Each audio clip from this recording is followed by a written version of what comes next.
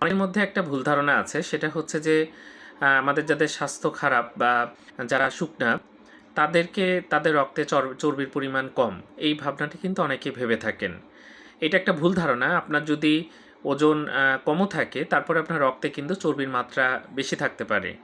এটা একমাত্র blood test করেই আপনি জানতে পারবেন, অন্য কোনোভাবে আসলে জানার সেরকম উপায় নেই। যদিও বাইরে কিছু সিমটম বা সাইন থাকে যেটা দেখে কিছুটা ধারণা পাওয়া যায়, কিন্তু আপনি নিশ্চিতভাবে কখনোই বলতে পারবেন না যে রক্তে চর্বির পরিমাণ কেমন আছে।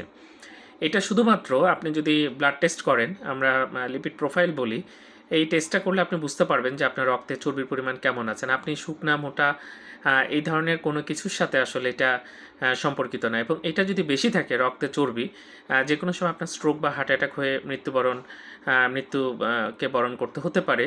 এই জন্য এটা মাপা খুব জরুরি, এবং যদি বেশি থাকে ওষুধ খেতে হবে অথবা ডাক্তারের পরামর্শ নিতে হবে।